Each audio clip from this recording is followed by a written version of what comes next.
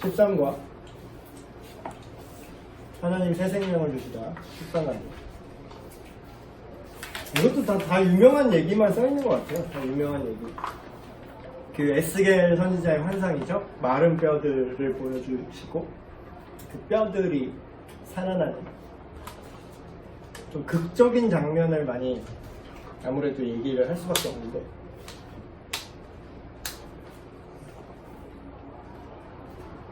실질적으로 이런 환상을 보여주신 그 의도 파악이 진짜 중요한 것 같아요. 뭐 사람 인간관계라든지 성경이라든지 비슷한 부분이 뭘 이렇게 얘기를 하면은 우리가 생각해야 돼. 이 사람이 무슨 의도로 이러는 걸까? 이거를 생각을 해야 되잖아요. 특히 그게 더 어른이 될수록 그게 심해지는데 이 사람이 무슨 의도로 나한테 지금 이런 얘기를 하는 걸까? 무슨 의도로 이거를 지금 보여주는 걸까? 무슨 의도로 이런 행동을 하는 걸까? 그래서 그걸 파악하는 게 되게 중요합니다. 실질적으로 이 시대 상황은 그래요. 시대 상황은 이제 한창 망한 한창 망한 표현이 좀 웃긴데 한창 망한 그 시점이죠. 바벨론이란 나라가 다 멸망하고 서로로 어떻게 보면은 식민 지배보다 더 비참할 것 같아요. 식민 지배는 그래도 뭐 내가 살던 집이나 뭐 우리 이거라도 있지, 터전이라도 있지. 여기는 아예 박살을 내고 붙잡아갔어요. 자, 인질 노예같이 이렇게 붙잡아갔기 때문에 그래서 그 나라가 망하고 그 바벨론으로 끌려간 지 한 5년밖에 안 됐을 때예요. 한창 이제 소망이 없는 그런 시기죠. 근데 하나님이 그와 어울리는 장면을 보여주시죠. 마른 뼈로 가득한 골짜기. 마른 뼈로 가득한 골짜기. 근데 우리가 오늘날의 이런 의미를 좀 생각하면 좋을 것 같아요. 메마름 그리고 죽음 이런 이미지. 근데 뭐 그렇게까지 뭐 삶을 좀 긍정하면서 뭐 굳이 믿지 않으시더라도 삶을 좀 긍정으로 살아가는 사람도 있잖아요. 그냥 인생 뭐 낙관적인 사람들, 인생 뭐 없는 거지 뭐 이렇게 한량처럼 사시는 분들. 그런 분들은 어떻게 보면 이런 거 잘 못 느끼실 수도 있겠는데. 근데 조금만 자기 인생에 대해서 진지하신 분들은 내가 뭔가 말라있다라는 걸 쉽게 느끼는 것 같아요. 그 사람이 되게 밝아 보이고 이런 사람들도 그래서 깜짝깜짝 놀라는 경우도 있는 것 같아요. 뭐 심리적으로도 일부러 더 그런 거를 감추기 위해서 오히려 반대로 밝게 행동하고 애쓰는 사람들도 있죠. 그런 사람들의 내면은 결국 이제 공허함과 그 말라있는 그런 것들. 방금도 이제 설교를 하고 내려왔는데, 그러니까 죄가 주는 신상이죠. 죄가 주는 신상, 죽음, 죄의 결과, 죽음. 근데 죽음이라는 게 되게 익숙하잖아요. 그러니까 그게 되게 문제인 것 같아. 익숙한 게 왜 문제가 되냐면 아무도 그거에 대해서 의문을 제기하지 않아요. 왜 죽음이 아닌 게 있을 수 있다. 왜 사람이 죽는 거지? 이런 생각조차 안 하게 되잖아요. 그냥 뭐 당연하고 태어나 보니까 누구는 잘 죽고 사는 게 당연하더라. 그냥 뭐 인생 별거 있다. 그렇게 흘러가잖아요. 정말 제일 무서운 건 어떻게 보면 그 죽음 자체보다도 그 메마른 상태 자체보다도 원래 이런 거야 라는 인식이 더 무서운 것 같아요. 그런 어떤 개선의 여지를 완전히 차단하잖아요.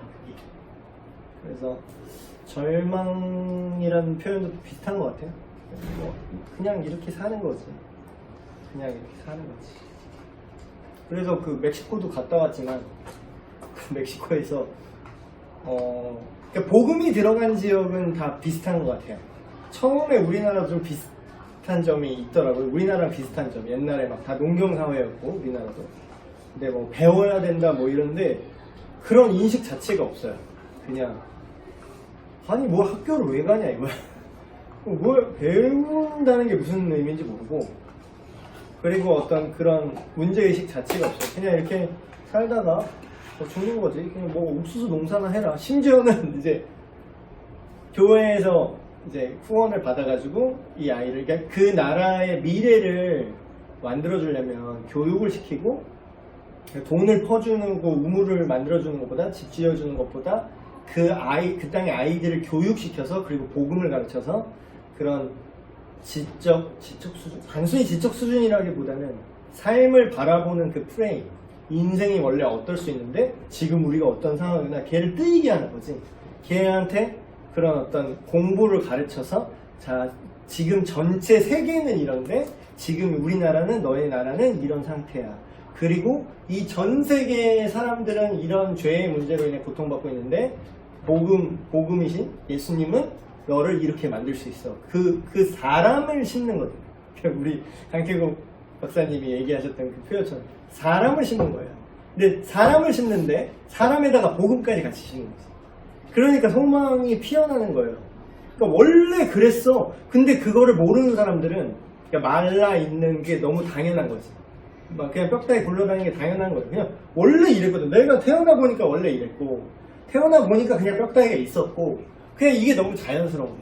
그래서 그런 선교사님들이나 그 현지 목사님들이 그 미래를 위해서 이 아이를 키우려고 뭐 중학교도 보내고 뭐 고등학교도 보내고, 거기는 그 학비가 되게 비싸요.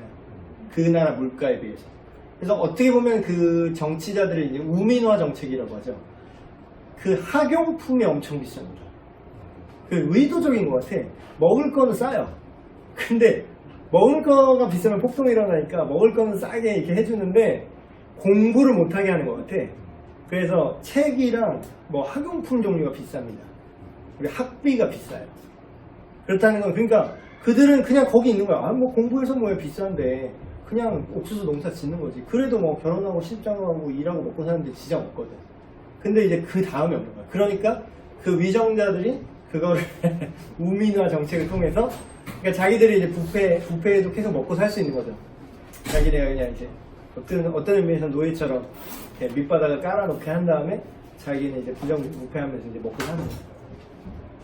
근데 그거를 이제 깨트리려면 그거를 인식하는 거죠. 그래서 심지어는 이게 원래 이게 당연하다는 인식이 어느 정도냐면, 우리는 전혀 이해할 수 없는 그런 부모님이, 우리나라 부모님은 공부 좀 해라 이러잖아요. 제발 공부 못 시켜서 안 따리잖아요. 근데 어렵게 교회 후원 받아가지고 선교사님이랑 막 연결해가지고 그렇게 이제 키워놨어요. 막 중학교 이제 보내놓고 이제 고등학교 보내고 막 이렇게 하는데 부모님이 반대하는 거야. 아니 너는 여자애니까. 그 나라 문화에서도 이제 가부장제가 또 심하더라고요. 그 시골 쪽이니까. 뭐 여자애가 무슨 공부냐 이거. 남자도 똑같긴 한데 그냥 와서 옥수수 농사나 지으라고 그거를 어머니가 반대하는 거야. 그거를 선교사님이 가갖고 설득했대요, 부모님을. 얘가 지금 해온 공부가 이런 건데 이게 되게 비싼 겁니다. 지금 그만두면 되게 아까운 거고요. 막 이러면서 막 부모님을 설득했대요. 근데 이런 모습이 우리의 삶에도 똑같다는 거죠. 원래 인생이 그래. 뭐 이렇게 유별나게 뭘 하려고 그래. 뭐 자유? 뭐 기쁨? 뭐 그런 게 아니야. 뭐 영원한 생명? 그런 거 없어. 그냥 지금 뭐 살아, 그냥. 지금 그냥, 야, 지금 돈 한 푼 더 벌어. 그냥. 우리는 똑같아. 너 지금 공부나 해. 뭐 교회가 아니야, 공부나 해. 성경 성경 읽어. 네가 자기 개발서 한 점 더 읽어. 너 영어 공부를 한 점 더 해. 이러잖아요. 그러니까 이런 현실을 바라보는 인식. 실제로 이런 포로기를 겪는 사람들인데, 이 당시 문맥에서는 포로기를 겪는데 지금 우리가 포로가 아니라고 말할 수 있을까요? 물론 광복을 경험했지. 우리를 사실상 광복시켜주고는 미국의 행복한인데 독립운동가들 막 열심히 하셨지만 사실상 실제로 우리나라 광복을 갖게 해준 그 원인은 미국 핵폭탄 2개잖아요. 근데 이제 똑같은 의미로 이런 우리를 뭐가 자유롭게 할 수 있냐고. 자기가 이제 괜찮은 줄 알고, 우린 자유로운 줄 알아. 우린 더 이상 식민 지배 안 받는데, 우리는 광복했는데요. 근데 과연 노예가 아닐까? 정말로 우리가 살아있는 걸까? 제가 전에 비슷한 얘기 한 적이 있는데, 그 영원이라는, 약간 이과 마인드로 얘기하면 영원이라는 관점, 어서 오세요.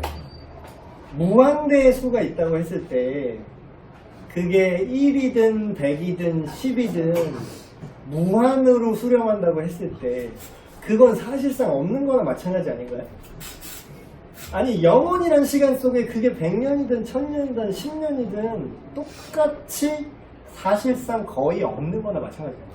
0.1이나 0.0000001이나 0.00000 무한 수렴. 그럼 뭐야? 사실상 0에 무한히 수렴하는 거죠. 그럼 우리한테 생명이 지금 있다라고 볼 수 없다는 거예요. 100년 살고 끝나는 인생. 이거는 그냥 생물학적인 관점으로 얘기한 거고, 영적인 정서적인 관점으로 또 생명을 또 설명하면 이런 거죠. 살아도 사는 게 아니라는 거야. 선하고 아름답고 거룩하게 살지 않고 오염된 인생을 산다면 그게 오래 사는 게 오히려 저주라는 거죠. 지옥같이 오래 살고 싶습니까? 지옥같이? 우리가 농담으로 얘기하는 거 있잖아요. 죽여줘 막 이런 거 있잖아요. 죽여줘. 더 이상 욕보이지 말고 죽여줘 막 이러죠. 근데 그게 그 상태로 그런 죽여줘라는 반응이 나오는 상태로 영원히 사는 건 그게 복일까요? 저주일까요? 그래서 에덴 동산에서 원래 영원히 살 수 있는데 하나님이 쫓아내신 게 어떤 면에선 저주라고 이해하지만 그건 저주의 결과고, 실제로는 하나님이 쫓아내신 그 행위 자체는 오히려 인간을 생각하셨기 때문에 추방하셨다고 봐요. 거기서 하나님을 떠나서 악한 본질로 영원히 사는 거는 그것만큼 지옥이 없다는 거예요. 그래서 성경은 여기서 180 이쪽에 중간에 보시면 이런 에스겔한테 보여줬던 메마른 뼈, 죽음에 대한 신상을 신약에서 그대로 인용합니다. 허물과 죄로 죽었던 너희를 그분께서 살리셨다. 죄로 죽었던 너희를 살리셨다. 죽음. 근데 이게 실시간입니다. 실시간으로 메마를 수 있어요. 명제만, 내가 예수님 믿으면 그래, 살았어. 산다는 거는 한 번의 결정뿐만 아니라 삶의 과정을 포함하잖아요. 사는 건 지금, 옛날에 나 살았었다? 그게 아니라 지금도 숨 쉬고 살아있어야 살아있는 거잖아요. 그러면 뭐예요? 지금 내가 누구와 관계 맺고 살아가냐, 내가 어떤 방식으로 살아가는가, 내가 지금 죄를 지으면 실시간으로 그 죄를 짓는 만큼 내 삶을 좀먹고 있는 거지. 그러니까 좀 입체적으로 생명을 생각할 필요가 있습니다. 스위치 이렇게 똑딱 하듯이 이 도안이면 뭐로 생각하는 게 아니라,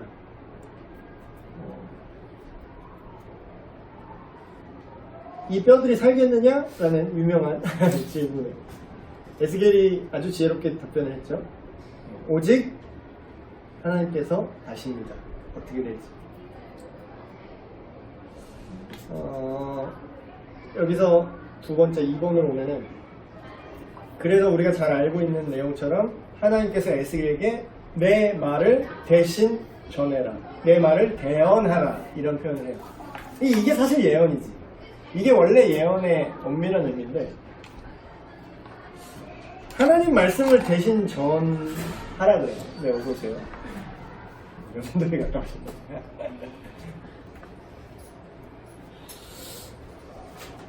이게 살아나죠. 대언했더니 너희 뼈들아 살아라 라고 하나님의 명령을 대신했어요. 근데 이거 되게 주술적이고 뭐 되게 마법적인 사건이다 라고 이제 볼 수 있는데, 이때만 보면 이거가 상징하는 바가 있어요. 상징하는 바가 있다. 하나님 말씀을 들으라 그리하면 살리라, 하나님의 말씀을 듣고 깨닫고 순종하라 그리하면 너희가 살리라, 이런 수많은 신상들이 성경에 많이 있습니다. 근데 이걸 오늘날에도 동일해요. 오늘날에 적용을 하면 죽음이 뭐라 그랬죠? 하나님과의 단절이죠. 물론 생물학적인 개념일 수 있고 또한 실질적으로 정서적인 개념은 살아도 사는 게 아니라 그랬죠. 죄에 오염돼서 사는 건 살아도 사는 게 아니기 때문에 사실상 죽음이라고 볼 수 있다고 제가 정서적인 측면의 죽음을 말씀드렸어요. 근데 어떻게 해야 살아난다고요? 하나님의 말씀을 들어야 살아난대요. 이거를 되게 추상적으로 이해하면 안 될 것 같아요. 좀 더 구체적으로 이해하셔야 돼요. 이게 무슨 말이냐면 그 184페이지 밑에 보면은 로마서 말씀이 요게 나옵니다. 유명하고. 그러므로 믿음은 들음에서 나며 들음은 그리스도의 말씀으로 말미암았느니라. 더 쉽게 말할게요. 뭘 들어야 돼.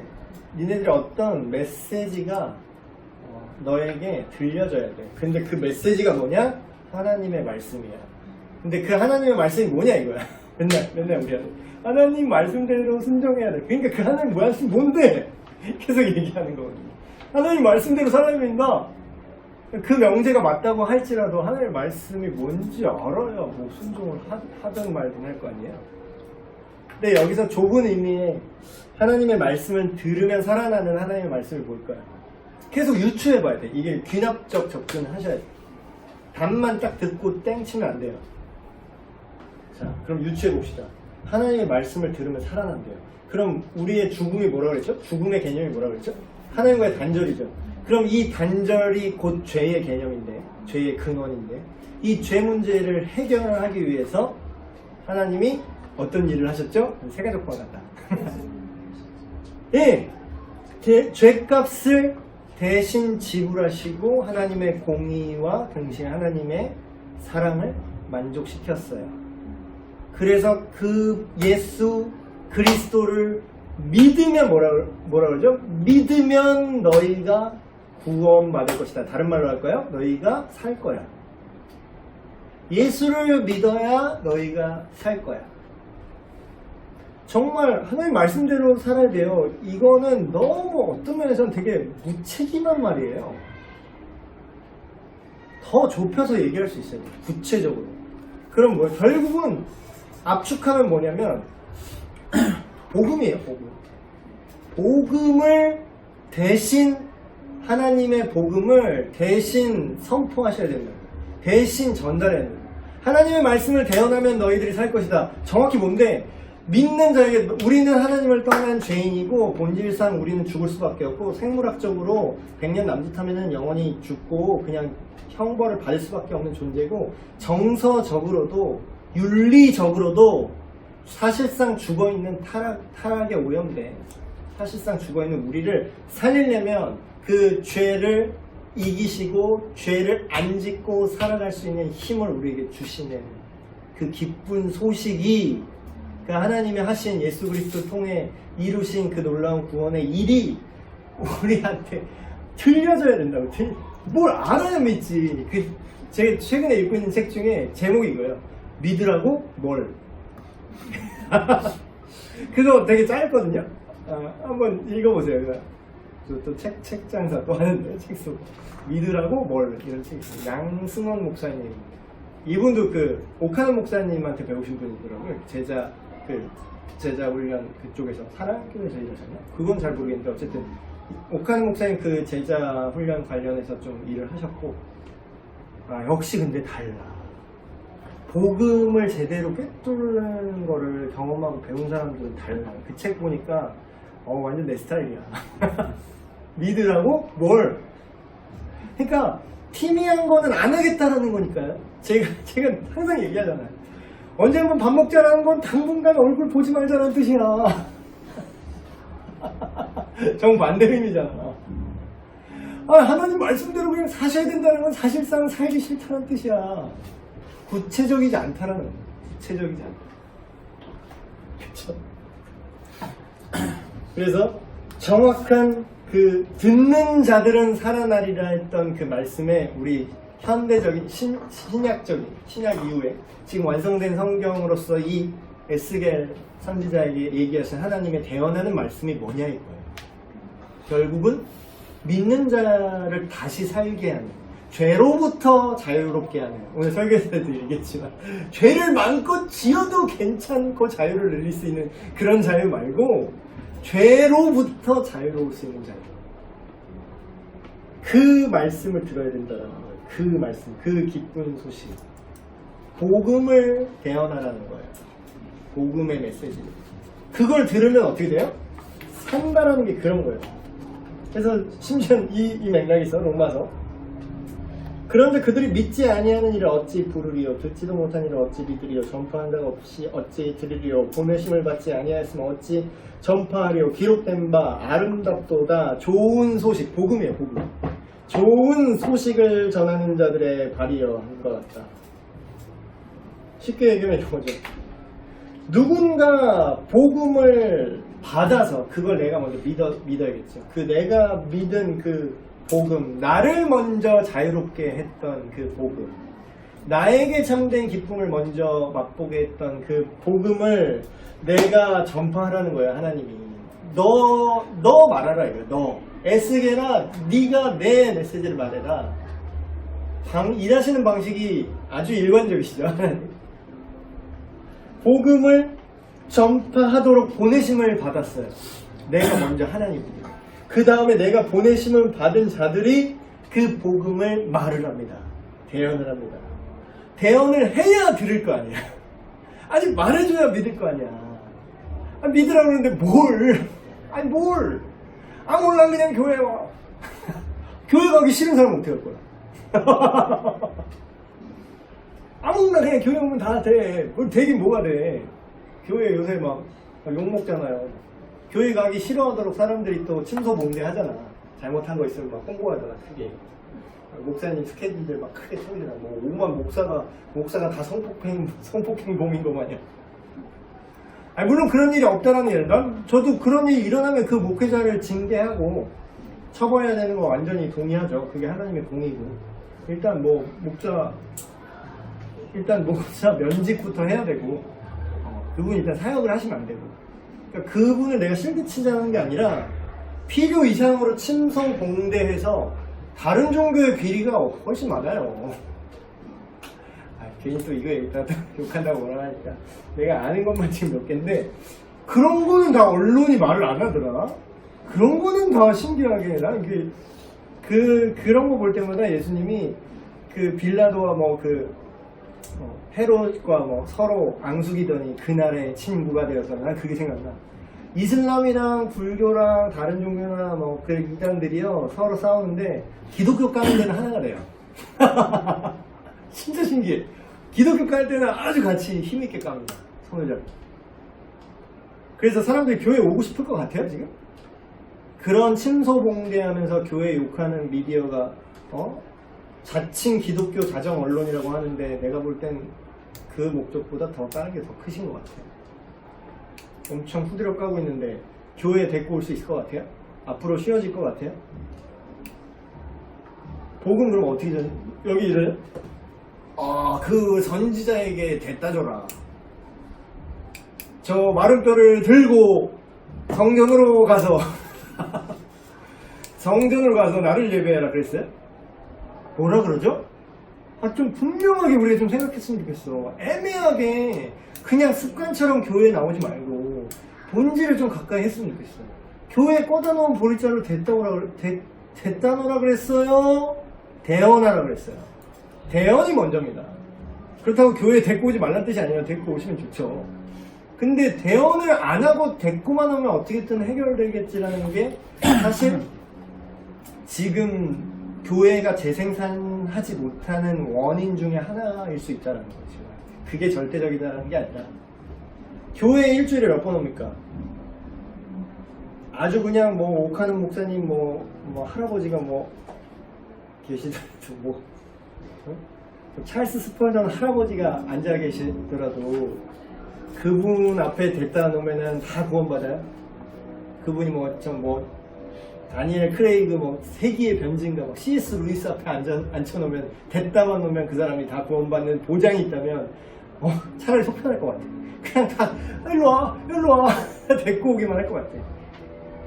그 사람이 몇 명이나 만날 수 있을 것 같습니까? 아주 탁월한 그리스도인이 있고 탁월한, 심지어는 바울 앞에 사람을 앉혀놓고 바울한테, 심지어는 예수님의 육신을 입고 이 땅에 계실 때 예수님 앞에 사람들 데리고 와서 직강으로 복음을 들으면 얼마나 좋겠어. 근데 몇 명이나 만날 수 있어요? 예수님 몇 명이나 만나셨어요? 실제로. 그럼 뭐라고 얘기했어요? 우리 모두의 문제라는 거죠. 그래서 이 부르심을 받고 우리 모두가 그 하나님의 말씀 듣는 자를 다시 살 수 있게 하는 이 복음을 네 입으로 전하는 거야. 네 입으로. 교회는 뭐냐면 그거를 잘할 수 있게 트레이닝 해주는 곳이에요. 그러니까 나는 코치라고, 내가 물론 선수이기도 하죠. 근데 당신들은 관객이고 제가 돈 드릴 테니까 제가 서포트 해줄 테니까 자 목사님 링으로 들어오세요. 자 선수 있죠? 그래서 안 믿으면 내 친구 던져줄게요. 자 이제 요리하세요. 자 레프트 훅! 막 해서 와 잘한다 목사님 잘한다 우리 담임 목사님 와 옥하는 목사님 조영기 목사님 다 이러고 있잖아요. 그게 문제라고. 그냥 순복음이 그래서 안 되는 거예요. 조영기 목사님 다 이러고 있어. 되게 바보 같은 거예요 그게. 성경에 나타난 교회의 지도자와 목회자상은 뭐냐면요, 코치예요. 코치. 훈련시키는 거예요. 너의 삶을 교정하고 하나님의 말씀을 가르쳐서 먹고서 그 사람이 성장하게 하는 거예요. 그 사람이 선수로 뛰게 하는 거예요.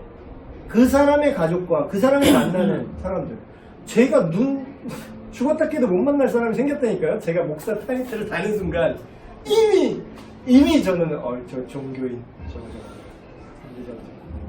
사기꾼 저거 가서 또 성추행 나겠지. 이미 그 프레임이 만들어졌기 때문에 내가 영원히 접근하지 못할 사람들도 분명히 존재합니다.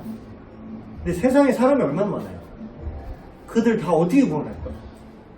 뭐 해군만 있으면 어떻게 전쟁할 거야? 해군만 있어. 난 너밖에 못 졌는데요. 난 바다에서밖에 안 싸울 건데요. 어떻게 할 거야?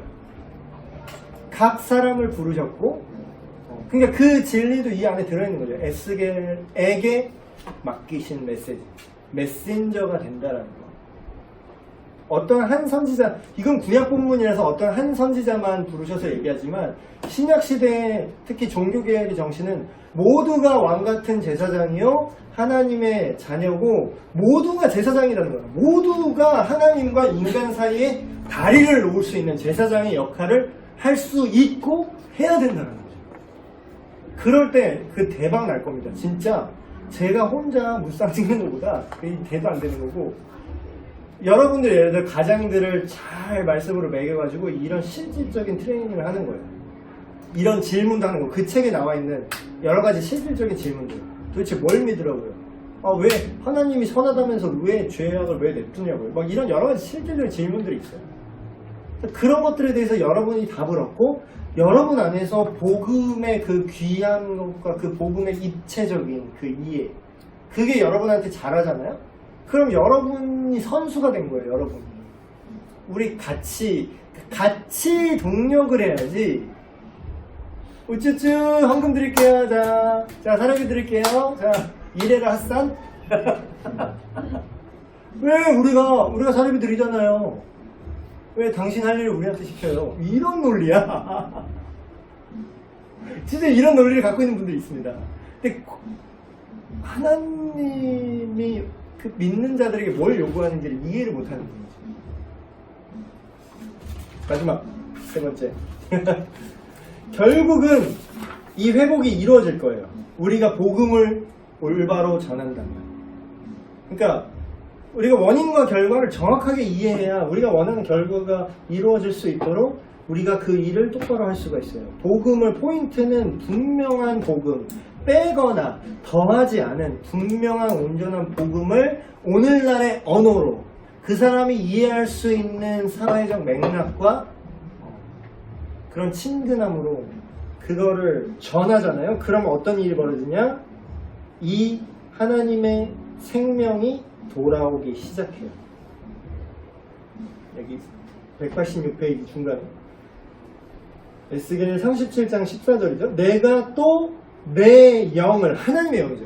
하나님의 영, 성령이죠. 성령을 너희 속에 두어서 너희가 살아나게 할 거예요. 성령의 사역이 뭐냐면 예수님을 믿어지게 하시는 겁니다. 그리고 예수님 믿는 사람 안에서 하나님과 예수 그리스도의 그 가르침을 깨닫게 하시고 성경을 읽을 때 이해되게 하시고 적용되게 하시는, 그게 그 하나님의 영이신 성령님이 우리 안에 함께 사시는 거예요. 제가 전에 얘기했잖아요. 모세가 우리 보러 불어할 거라고. 모세는 그냥 간헐적으로 성령께서 인도하시는 대로 시키는 대로 난 했었는데 니네는 하나님이 니네 안에 같이 사네? 와 좋겠다. 근데 우리는 모세를 부러워하죠. 모세는 우리를 부러워할걸요. 이 약속, 그날에 내가 내 영을 너희 속에 두고 너희가 이 죽었던 마른 뼈 같은 너희 존재가 살아날 것이다. 근데 이거를 우리가 오늘날의 관점으로, 신약시대 이후에 복음의 관점으로 이걸 다시 이해를 하셔야 됩니다. 회복될 수 있다라는, 망가진 우리의 가치관, 생각, 삶의 목적과 방향, 그리고 도덕성, 이게 다 하나예요. 총체적인 믿음을 가져야 돼요. 총체적인. 문제가 뭔지 알아요? 하나만 알아. 한쪽만 보는 거예요. 교리화된 믿음을 갖고 있어요. 아, 내가 그러니까 헛소리를 해. 그러니까 내가 이렇게 해도 내가 설교자인데. 아, 그 전병욱 목사라고 부르기도 되게 그런데, 전병욱 씨 그분이 진짜 되게 얄미운 거는 설교를 잘해. 아니, 그리고 심지어는 성경 지식이랑 성경을 이렇게 강의하는 인사이트도 있어요. 실제로 실력이 있어. 그건 부정할 수 없어요. 그분 쓴 책이나 이거 보면은 실력이 있습니다. 그러니까 어버버하는 목사님들보다 훨씬, 그러니까 왜 그 사람 그렇게 성폭행하고 막 그렇게 난리를 쳤는데도 왜 그 사람 교회에 왜 청년들이 갈까요? 그만큼 말씀에 갈급한 거야. 그 정도로 이거를 펼쳐서 얘기하는 목회자가 많지 않다고 생각을 하는 거예요. 그러니까 그거를 윤리적인 거랑 별도로 봐도요. 그래도 용서 받았어요. 그랬더니 이게 멀쩡히 있지. 근데 총체적인 믿음이란 뭐냐면 교리적으로 올바른 내용을 가르치고 교리를 잘 파헤쳐서 얘기를 한다 할지라도 거기 도덕성이 빠져 있다. 그러면 그건 문제가 있는 거죠. 그게 믿음이라고 과연 하나님이 보실까? 라는 생각인 거죠. 실제로 동일한 얘기가 있습니다. 그렇게 네가 천사의 말을 하고 이 하나님의 깊은 지혜의 보화를 막 진짜 다 네가 무슨 진짜 신학 박사라서 모든 성경 66권의 그 본질과 그 당시 당대 사회적 맥락과 심지어는 신구약 중간사를 네가 꿰고 있고 이 원어를 네가 다 알고 있으며 모든 본질을 다 꿰뚫고 네가 성경 강의가 막 기깔나고 네가 강의를 하고 설교를 하면은 막 사람들이 막 말씀 좋았어요 목사님 이렇게 말을 할지라도 뭐가 없으면, 사랑이 없으면 아무 소용이 없대. 거기서 말하는 사랑의 본질은 도덕성을 포함합니다. 사랑은 불의한 건 사랑이 아니에요. 진리와 함께 기뻐하고 불의한 것을 기뻐하지 않는다. 그러니까 총체적인 믿음, 그게 뭐의 결과라고요? 살아난다는 건 그런 겁니다. 살아난다는 건 종교적인 허울, 신학 지식을 갖는 게 살아나는 게 아니에요. 실제로 하나님이 나를 다스리고 예수님이 나의 주인이 되고 나도 내 마음이 예수님 마음같이 되고 예수님 마음이 내 안에 있는 거, 내가 그 안에, 그가 내 안에, 이 상태가 천국의 상태예요. 이 상태 자체가 구원이에요. 이러면 이런 좋은 구원이라는 선물을 줄 게가 아니라요. 그게 구원이에요. 그 상태로 지금부터 영원까지 완성될까 하나님 나라, 부활한 세모, 그게 하나님 나라고 그게 구원이에요. 근데 그걸 하나 싹 빼지. 죄를 지어도 괜찮아. 안 괜찮아요. 안 괜찮아요. 그래서 이 말을 또 오해하지 마세요. 죄를 뭐 한 톨이라도 지으면 구원이 취소된다는 개념이 아니라 그렇게 뻔뻔하게 죄를 짓고도 나는 괜찮아 라고 말할 것이 아니라는 거예요. 진짜로 회개를 한 사람은 다윗과 같은 모습을 보여야지. 죄를 뒤집어 쓰고 사역을 그만하셔야지. 어딜 딴 교회를 개척하죠. 그러면서 뭐 자기는 다윗과 같은 흠 있는 사람입니다 라면서 또 실드 치고 있어 자기 자신을.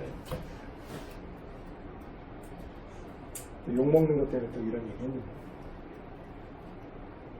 그래서 여러분 이 회복의 약속, 진짜 회복이 뭔가, 진짜 죽음이 뭐고 진짜 다시 살아남이 무엇인가, 그거를 단순히 생물학적으로만 내세 관점만 생각하는 게 아니라 영적, 정서적, 윤리, 도덕적인 이 총체적인 차원에서 접근을 해야 우리가 믿는 믿음이 무엇인가, 구원이 무엇인가 되게 입체적이 돼요. 그러면 미련 같은 그런 헛소리가 안 나오지. 나는 구원 받았어요. 얘가 용서한 적이 없는데? 나한테 와서 미안하다고 한 적 있어? 당연히 그건 모르겠고 나는 예수님이 나를 용서해 주셨습니다. 그러니까 빡치면서 이제 그 전도연이 나오는 거잖아요. 근데 그거는 총체적인 구원이 아니에요. 총체적인 구원은 하나님한테만 용서받는 게 구원이 아니라요, 자기가 죄를 지은 그 모든 사람과의 관계도 회복되는 게 구원입니다. 하나님 사랑, 이웃 사랑 두 축이 하나예요. 그게 구원이에요. 하나님만 사랑한다 꼭. 그래서 우리에게 익숙한 에스겔 선지자의 마른 뼈의 환상, 다시 산 죽음이란 무엇인가, 다시 산다는 게 무엇인가, 그 하나님의 말씀을 들으면 다시 산다는데 그 하나님의 말씀이 정말 뭔가 구체적으로 그런 것들에 대해서 좀 진지하게 얘기할 수 있었으면 좋겠어요. 팬끼리. 그래서 뭐 그렇습니다. 네. 혹시 질문이나